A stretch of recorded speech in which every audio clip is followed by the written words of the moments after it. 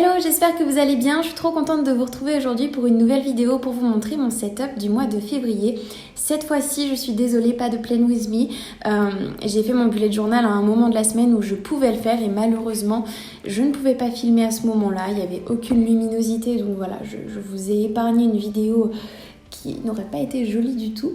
Mais je vais vous montrer, comme j'avais l'habitude de le faire avant, à quoi ça ressemble. Du coup, voilà à quoi ressemble ma première double page pour le mois de février. Je vous avoue que j'ai pas mal galéré parce que j'étais pas très inspirée pour ce mois de février. Autant le mois de janvier, j'ai rapidement su ce que j'allais faire. Mais pour le mois de février, finalement, je trouve que j'ai pas spécialement de thème. Je voulais juste utiliser des feuilles noires, encore une fois, parce que...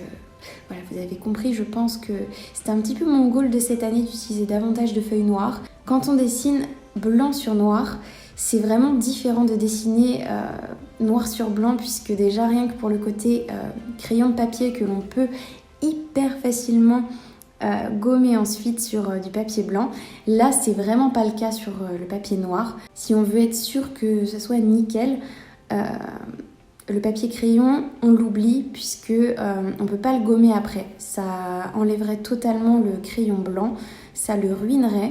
Du coup, tout est à main levée. J'avais hyper peur que mon calendrier soit pas droit, du coup j'ai utilisé une règle pour faire au fur et à mesure. Ça, je l'ai vraiment fait un petit peu... vraiment au feeling et finalement je suis vraiment contente du rendu. J'avais hyper peur de devoir refaire ma page 300 000 fois. Du premier coup j'ai réussi, j'étais vraiment contente et puis au final voilà, j'ai fait un dessin assez simple, mais je trouve que malgré tout ce qui est simple, quand on dessine au crayon blanc sur du noir, ça ressort de suite beaucoup plus fort je trouve. Et du coup voilà, j'ai fait un bocal avec des petits dessins, des fleurs, des étoiles. J'ai fait cette petite enveloppe avec un cœur qui me rappelle beaucoup à Tous les garçons que j'ai aimés, puisque le deuxième film sort début février sur Netflix. Je l'attends avec grande impatience. Et du coup voilà, je me suis un petit peu amusée avec des doodles hyper simples, mais du coup qui font au final tout leur effet sur du papier noir. Du coup voilà pour ma page de présentation du mois de février, c'est simple et efficace. Sur ma page de droite du coup j'ai ma pile à lire que je ferai ici. Je me suis gardé un petit encadré pour les favoris puisque finalement dans mon mois de janvier j'ai fini par le faire sur une autre page. J'avais vraiment besoin de noter des choses au fur et à mesure, donc j'ai décidé de le mettre ici. Et ensuite j'ai dessiné un petit peu les mêmes motifs que j'avais pris ici pour les faire sur du papier noir et les découper et les coller un petit peu partout comme ça. J'avais vraiment envie de faire ça. Là j'ai utilisé juste un petit washi tape pour voilà, donner un petit truc en plus. D'ailleurs je vais en profiter pour vous montrer ma boîte à washi tape. J'ai une boîte qui se présente comme ceci, dans laquelle je garde une partie de mes washi tape. La plupart de ceux-ci viennent de chez Action si je ne me trompe pas.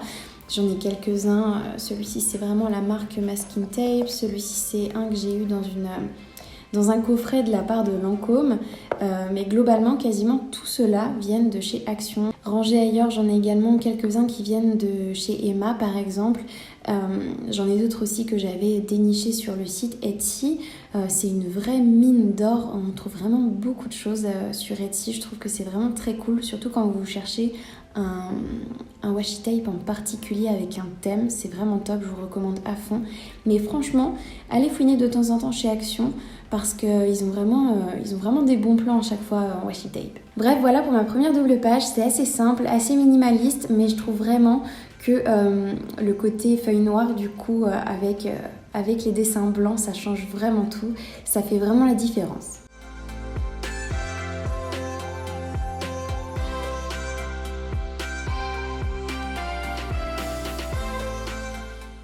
Je passe ensuite à ma deuxième double page. Comme vous vous doutez, maintenant c'est bon, je pense que vous avez l'habitude. J'ai mon mood board sur ma page de gauche, je ne peux pas m'empêcher de le faire. C'est vraiment mon petit plaisir du mois. J'adore faire ce mood board. Là, j'ai fait un petit peu en fonction de mes lectures, puisque je sais que je vais lire Grisha et ça c'est hyper inspiré de Grisha. Là du coup on a Lana qui est l'actrice qui joue Lara Jean dans À tous les garçons que j'ai aimés, des livres d'ailleurs, ce sont vraiment les livres de À tous les garçons que j'ai aimés ici, une manucure que je veux absolument pour Coachella, qui est juste sublimissime. Bref, voilà, plein de choses qui m'inspirent en ce moment et auxquelles je pense et que j'adore. Et je trouve les photos vraiment magnifiques. À chaque fois, vous me demandez aussi les photos, je trouve toujours tout sur Pinterest. À chaque fois, en barre de recherche, je tape tout simplement le thème en fait qui m'intéresse et voilà, je fouine et je tombe toujours sur plein de jolies photos. C'est vraiment génial Pinterest pour ça, je pourrais y passer vraiment des heures. Et pour ma page de droite, vous allez me dire mais quand j'ai fait mon setup du mois de janvier, j'avais dit que je voulais absolument tester le budget tracker sur plusieurs mois. Oui, ça va être le cas, mais du coup j'ai décidé de le faire dans un autre carnet pour suivre vraiment le côté un peu finance de ma vie, sans pour autant du coup forcément faire ça dans mon bullet journal. Par contre c'est vrai qu'au mois de janvier je l'ai vraiment suivi, à chaque fois que je faisais une dépense je n'oubliais pas d'aller noter ça dans mon carnet, donc c'est trop cool, c'est vraiment quelque chose qui m'intéresse trop de continuer à traquer, mais ça sera du coup dans un carnet séparé. Là, du coup, j'ai voulu tester quelque chose que je n'avais jamais vraiment fait en fait. C'est un monthly log du coup, où on note à chaque date en fait, les choses les plus importantes de notre mois. Donc ça peut être, je ne sais pas, par exemple, un concert, un voyage, une rencontre, je sais pas, par exemple, je pense que je noterais dessus par exemple mon club de lecture, des choses comme ça. D'ailleurs, je me demande si ça serait pas judicieux de mettre cette page-là à la place de celle-ci et de mettre celle-ci à la place de celle-là la prochaine fois. Dites-moi ce que vous en pensez, mais je me dis que c'est vrai que comme j'ai mon calendrier ici, ça me paraît plus logique. Mais en même temps, j'aime bien cette disposition, je trouve que c'est beau. Mais du coup, j'hésite pour le mois prochain à faire un peu l'inverse. Mais voilà, 2020, c'est un peu mon année test du coup, parce que c'est vrai que ces derniers mois, je m'étais pas trop aventurée à faire des nouvelles choses dans mon bullet journal. Mais là, j'ai vraiment envie de tester le monthly log pour voir ce que ça va donner. Et si ça change un peu quelque chose à mon organisation en général. Mais voilà. Du coup, j'ai vraiment fait quelque chose de simple comme ça. J'ai repris les petits doodles que j'avais fait avec mon petit washi tape. Encore une petite enveloppe à la Lara Jean. Et d'ailleurs, vous avez remarqué dans cette vidéo, j'en profite pour vous donner des petits tips ou vous parler de mon matériel. Le crayon Tombow que vous voyez ici, c'est celui-là pour vous donner la référence. Du coup, c'est le 990. C'est une couleur que j'utilise absolument tout le temps parce qu'elle passe partout. C'est une sorte de beige nude clair qui est vraiment très beau et je trouve que ça se marie vraiment avec tout.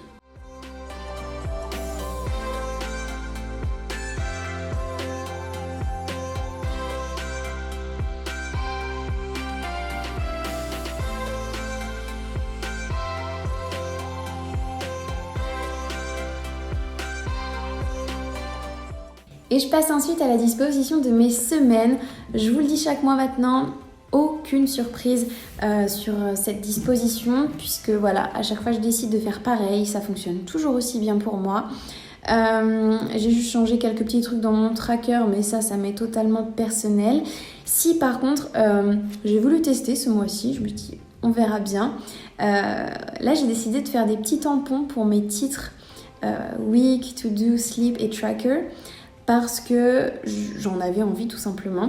Et pour vous montrer, si vous vous demandez d'où ça vient, c'est un kit que j'ai trouvé chez Action, encore une fois, où du coup on a des tout petits tampons comme ça, mais qui sont vraiment hyper pratiques au final, avec un lot de 4 encres. Moi j'utilise du coup que la noire. J'ai voulu tester la blanche sur les feuilles noires, je me dis que ça pourrait être vraiment sympa, mais malheureusement elle n'est pas assez pigmentée. Je me demande si je vais pas tenter d'en commander une qui serait éventuellement plus pigmentée, parce que ça peut être vraiment très cool. Mais voilà, j'avais payé ça moins de 2 € il me semble, et c'est vraiment pratique. Le seul petit truc que j'ai changé au final, c'est ce que j'ai mis dans le coin juste ici. Sur ma première semaine, j'ai mis mes goals. Ensuite ici, j'ai mis des petites notes, ici également. Et sur ma dernière semaine, j'ai décidé de me faire un petit encadré next month pour commencer un petit peu à planifier ce qui se passera au mois de mars.